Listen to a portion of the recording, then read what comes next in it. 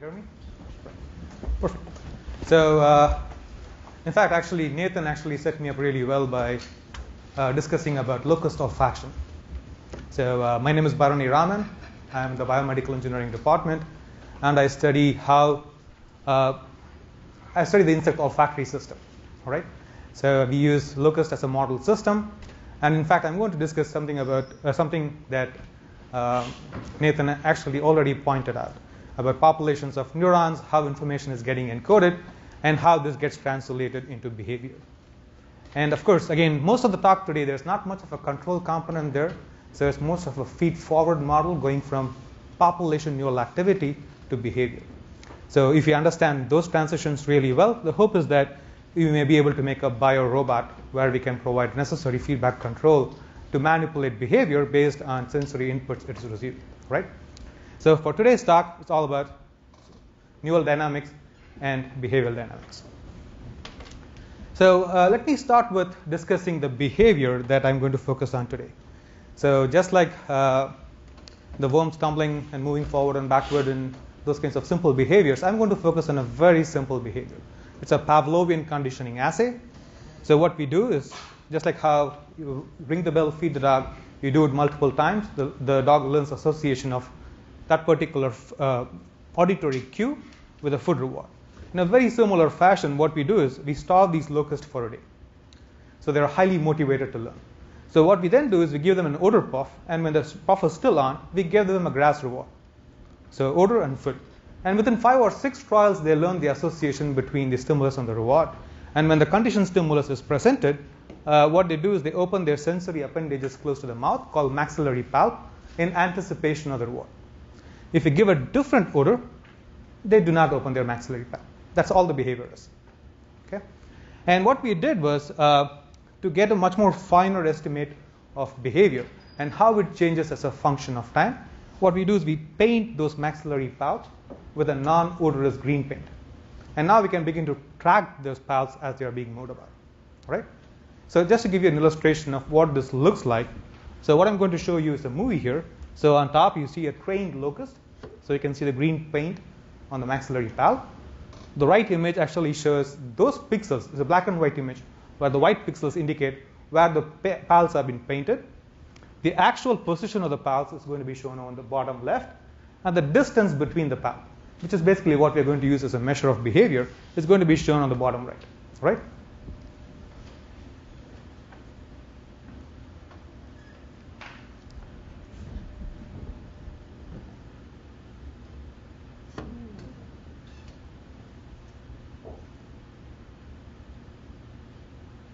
So what you're seeing here is that this locust, he or she was sitting tight until the odor pulse was presented. This happens to be the conditioned stimulus.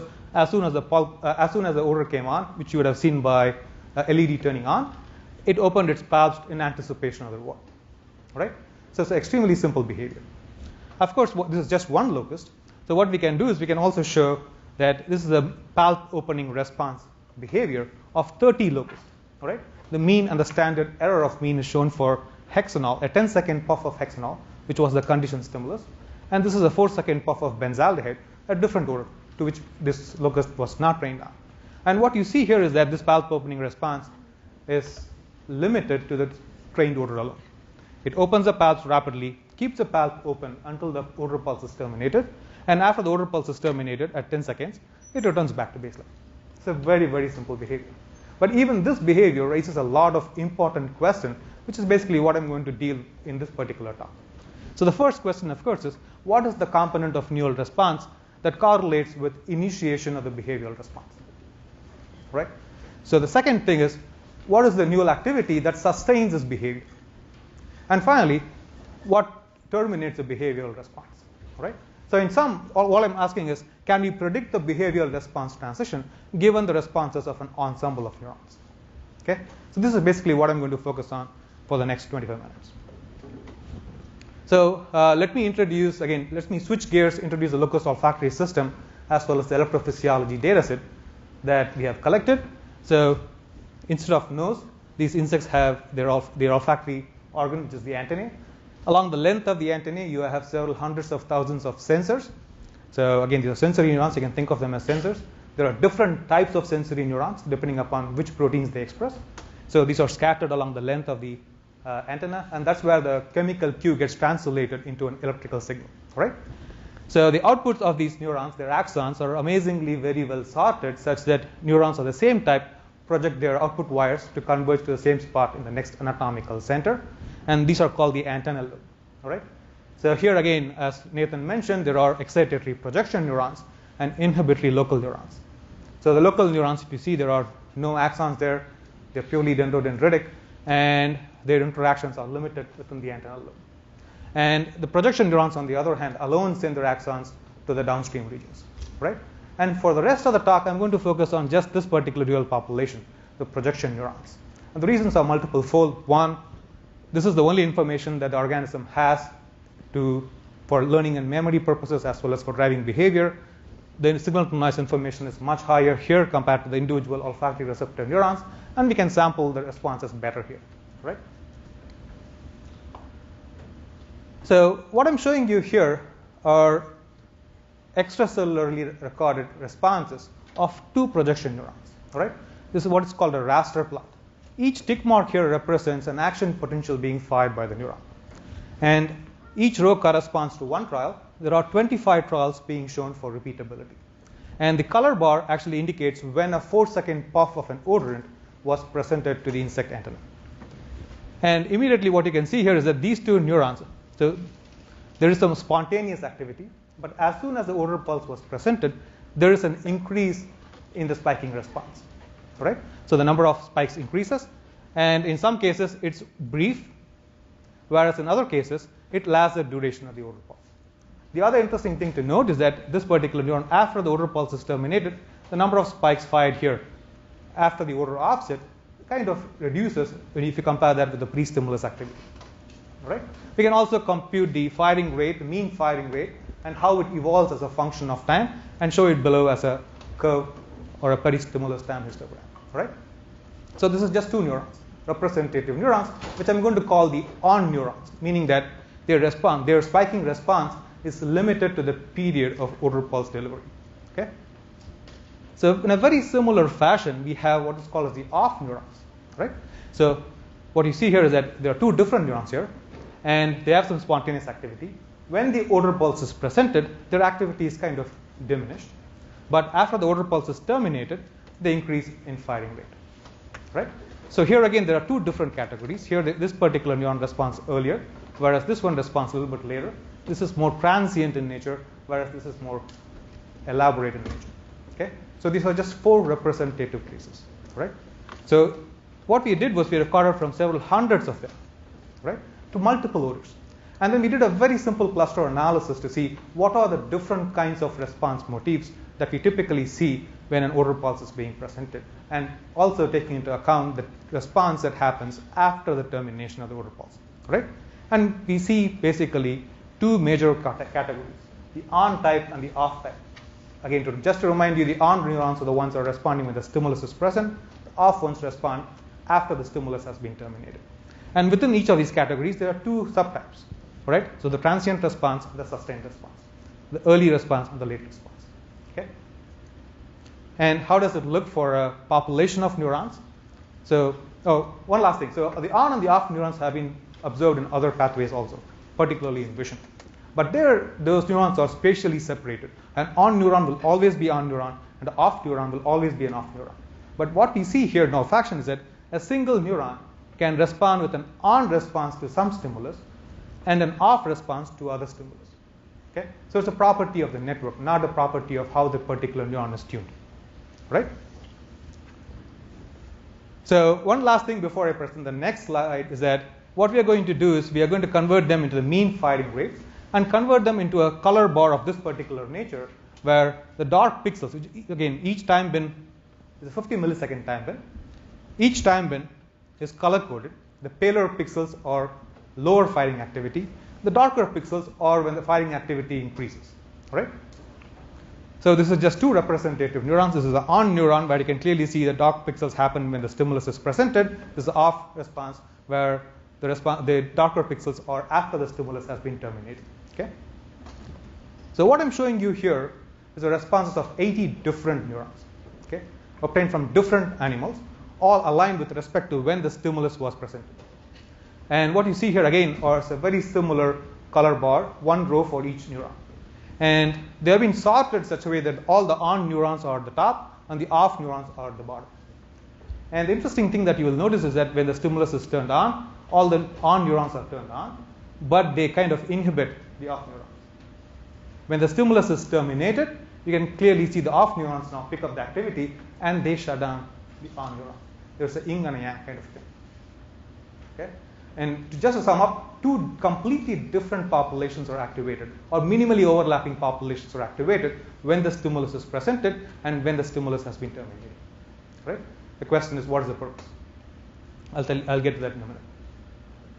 So we can also visualize these responses using PCA. I'll just tell you how we do it, so just so that you know exactly how we go from this kind of population neural responses into trajectory analysis that Nathan actually mentioned. So let's assume, this is again a cartoon, let's assume we are recording from n neurons, x-axis is time, each row corresponds to one particular spike train from one particular neuron. We begin to do the trajectory analysis by dividing this into small non-overlapping time bins. So once we divide this into multiple time bins, we can count the number of spikes made by each neuron. So we have an n-dimensional spike count corresponding to n neurons in time bin A, again n-dimensional vector corresponding to n neurons in time bin B, and so on. So once we have these response metrics, we can reduce the dimensionality of this. You can pick whichever favorite technique you have. We went with the linear principal component analysis. So again, let's assume that these three axes are the top eigenvectors of your response covariance matrix. So now we can plot these high dimensional activity into the lower dimensional axes that best capture the variance in the data set. Okay, so far so good. So again, just to give you an analysis, how to go from here to there, what kind of results you can expect from this kind of an analysis. Let's just assume that this color bar represents a 50 millisecond time bin that we are using for counting the number of spikes. So the red sphere that you're seeing is the activity after dimensionality reduction. Okay? So initially there's some baseline fluctuation. But as soon as the order pulse is presented, the activity would drastically change and trace a unique path in this three-dimensional space and return back to baseline after order offset. Okay? And you can link all these points in the order in which they occur to get a one complete order trajectory. Right? Just to recapture this particular analysis, there's some baseline fluctuation. As soon as the order pulse is presented, a bunch of neurons change activity, so there's a trajectory in this state space and returns back to baseline after the order pulse has been terminated. Okay? Of course, this is a cartoon. We can do this with real data. And what I'm showing you here now is the response trajectory, not just taking into the account the duration when the order pulse was presented, but also looking into the time when the order pulse has been terminated, following the order pulse has been terminated. So 0 here represents the pre-stimulus baseline. The numbers on the plot indicates time since order onset. So each spoke here represents the population neural activity of the 80 neurons in 150 millisecond time. And what you see here is that as soon as the order pulse comes on, you have the on response trajectory. It evolves dynamically, drastically for about a second, almost a second and a half before it stabilizes into the fixed point attractor that Nathan presented. It stays there, and then when the order pulse is terminated, it makes a completely different excursion orthogonal to the first trajectory, which again you would have expected given that two different populations of neurons are being activated. So here again, the off response is about 4 seconds long. So the number 4.5 is a 4-second pulse. So 4.5 is 500 milliseconds after the termination of the order pulse. And what you see here is again, it's quite dynamic for a second and a half, and then slowly returns back to its baseline response. So each order does not evoke a single trajectory, but two orthogonal trajectories, one during stimulus presence and one following stimulus termination. Okay? So this is, again, how robust are these responses? If you have a smaller pulse, do you get the same on and off response? If you have a longer pulse, do you have the same on and off response? Of course, we examine those kinds of things. So what I'm showing you here are the response trajectories for different pulse durations of the same order. So the first one is 4 seconds, 750 milliseconds, and 10 seconds. So we can see the on and the off response trajectories are highly robust. So it doesn't depend upon the duration of the order pulse. You activate the same ensemble of neurons, basically. Right? So, of course, I just showed you for one order. We can compute the angular similarity between the on and the off response for multiple orders and clearly show that for all these cases, these responses are highly orthogonal or close to being orthogonal. Okay? And what is already known is that if you plot the on responses for two different orders, so what I'm showing you here are response trajectories from two sets of 80 neurons, right? On the left, I'm showing you the PCA for two different orders, hexanol and 2-octanol. On the right, it's for isoamyl acetate and benzaldehyde. I'm just focusing on the 4 seconds when the order pulse was presented. And what you see here is that each order activates a distinct ensemble of neurons, so it actually creates a trajectory that evolves in completely different directions. This we already know. So on responses are being order specific, that's already known. The question is what happens to the off responses? And if you do the same kind of an analysis with the off responses, what you find is that off responses are also extremely order specific. What I mean by that is that after you smell the coffee, the absence of chemical following that is different from the absence that you will experience after you smell strawberry smoothie. Okay? And it's highly odor specific to that particular stimulus. Or in other words, the pause is as important as a note, as they say in music, right? So this is odor specific, the identity information is there. What about the intensity information? What we already know again is that the length and the span of the trajectories changes with stimulus intensity. This is true for the on responses. This is also true for the off responses. So it has you activate completely each, again, just to recap it. Each order activates two completely different sets of neurons, one during the stimulus presence, one during the stimulus absence. They actually are order specific, and they also encode for order intensity, right? So why go through so much pains of encoding this absence of a stimulus? Does it have any behavioral significance? That's basically what you want to examine, right? So now can we relate the neural dynamics with the behavioral dynamics? Okay. So just to remind you again, we're going to use a palp opening response assay where we are measuring the distance between the palps following the exposure to a conditioned stimulus. For all the subsequent results I'm going to show you, we trained with hexanol as a stimulus. I'm going to use benzaldehyde as a control stimulus. So the response, so when we give a 4-second pulse of hexanol or 750 millisecond pulse of hexanol or 10-second pulse of hexanol, irrespective of that, the response starts immediately. It lasts for the duration of the order pulse, and then you return back to baseline. Whereas if you give a different order pulse, say benzaldehyde, you do not have such a response. Okay? So this is basically what we want to explain given our neural data. And as you would have already come up with it, there are two possible explanations. One I'm going to call the on model, where what we are going to do is given an input vector, the goal is to pattern match with the on response of the conditioned stimulus. If there is a pattern match, then we open the pattern. If there is no pattern match, then you try to close the pattern. So all that matters is the on response. You don't need the off response for this model. So in other words, a passive return back to baseline is sufficient to explain the behavioral termination. Okay? The second model I'm going to propose is the on-off model. Right? So the on response, pattern match with the on response is necessary for opening the behavior or initiating the behavior, but the pattern match with the off response is necessary for terminating it. Right? So what we can do is that, so just based on the different duration of the conditioned stimulus, we cannot decouple which model is better, because both of them can be fit to predict the behavioral response really well. Right? So we need a kind of a deal breaker of sorts. So for this particular purpose, what we designed was a unique stimulus. All right? So let me explain to you what I mean by that. So we know that hexanol has a response, benzaldehyde has no response. So what we thought we will do is that we will give a overlapping sequence of these two orders in order to perturb the off responses. So let me explain the stimulus first. So the first conditioned stimulus is presented for 4 seconds, but before it terminates at 3.5 seconds, we introduce the distracted or the interfering order benzaldehyde. There's an overlap of 500 milliseconds when both orders are being present. At 4 seconds, the hexanol is terminated, and then benzaldehyde alone persists. Okay? So hexanol alone can evoke this response, benzaldehyde does not. Okay? The goal was, again, if you perturb the off responses, we naively thought we can perturb the off responses and we can evaluate the relevance of the off responses. As I will show you, this is not true. All right? And then what I'm showing you here are the ensemble neural activity for this particular stimulus sequence. Right? So before that, this is what I'm showing you here are the solitary exposure of benzaldehyde and hexanol. So you have the hexanol on response, hexanol off response, benzaldehyde on response, and benzaldehyde off response. These are the references that we will have. So now if you plot the responses that this overlapping stimulus sequence is going to evoke, I'll show you in a movie what it is going to be. But before that, let me explain so you know you're kind of aware of what you should be looking at. So you're going to see that initially there's going to be a pattern match with the hexanol on response. As soon as benzaldehyde is introduced, there's going to be a dynamic transition from the pattern from the proximity to the red trajectories to gaining proximity with the green trajectories, right? At 4 seconds, when hexanol is terminated, again there will be a dynamic transition from the proximity to the green trajectories to movement towards the hexanol off responses. So then it is going to slowly return back to the benzaldehyde on responses, and when benzaldehyde is terminated, it will gain pattern match with the benzaldehyde off responses, right?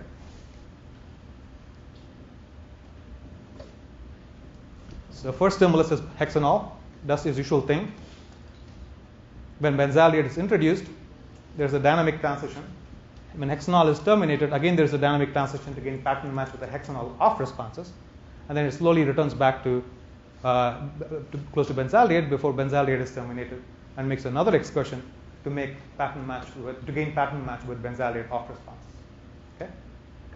So just to recap, let me just focus on the 4 seconds following the introduction of the benzaldehyde odor, right? So as soon as benzaldehyde is introduced, the activity kind of remaps and gains pattern match with the distracting odor benzaldehyde. When hexanol is terminated, it again makes a dynamic transition and gains pattern match with the hexanol off responses.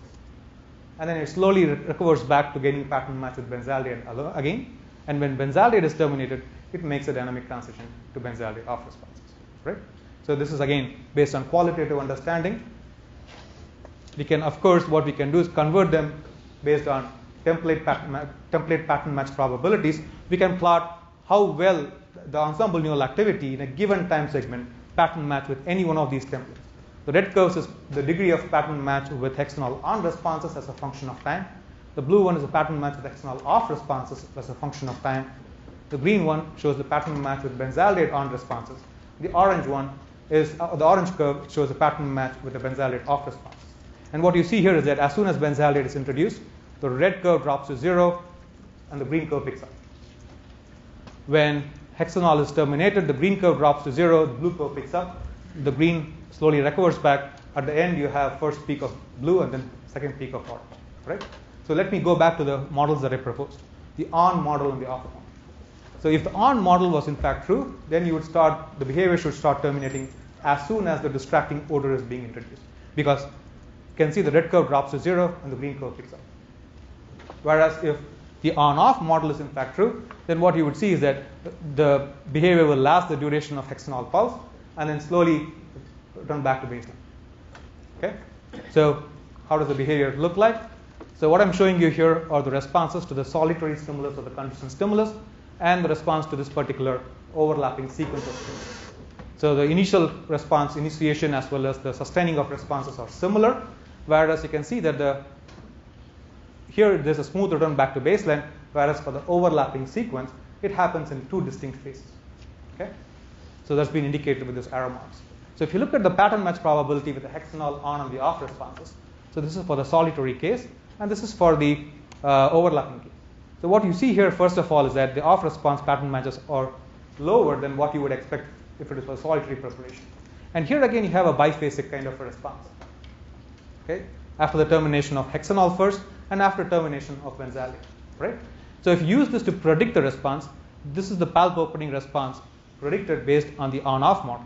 So this is for the solitary case of hexanol, and this is when the conditioned stimulus is presented in an overlapping sequence. So here clearly you can see that we can predict the slowness as well as the biphasic nature of the palp closing. Right? So the on-off model, so what I take this as a conclusion for suggesting that on-off model is a better predictor of the behavioral POR responses. Okay? So again, one last thing, if you focus primarily on this particular segment, what you see here is that the pattern match with the hexanol on responses goes to 0, but the behavior does not terminate. So it only terminates when the blue curve starts to take off. Right? So to summarize what I have shown you so far, an odor activates 2 distinct ensembles of neurons, one during its presentation and one following its termination. These off responses I did not show you in this particular talk, but they differ from the on responses in their ability to recruit recurrent inhibition, evoke field potential oscillations, and so many other aspects of it. Right? And the stimulus of responses are order and identity and intensity specific, and our results suggest they are important for termination of the behavioral response. So I'm going to conclude that unsmelling an odor is also an active process, right? So in fact, what happened was after this particular result, we found this particular result, we asked a neighboring lab of Dennis Barber's looking at marmoset auditory cortical recordings for different monotones. So we asked them whether they see something similar in their system as well.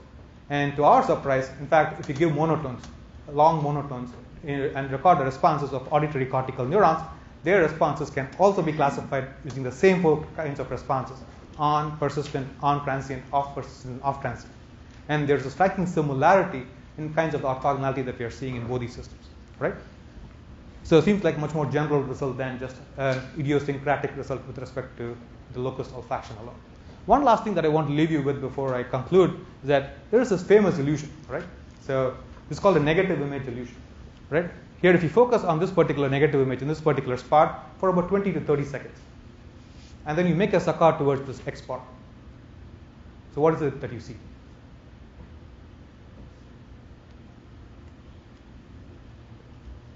If the illusion works correctly, you should see a positive image, right? That's basically what I think is an off response.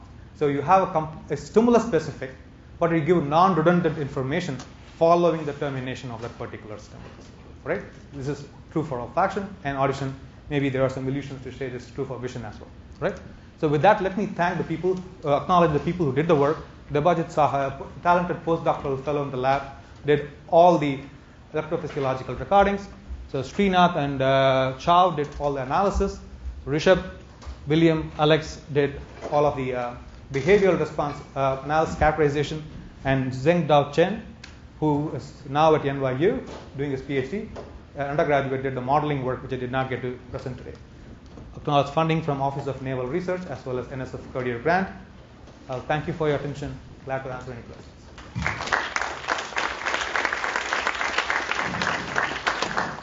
Questions?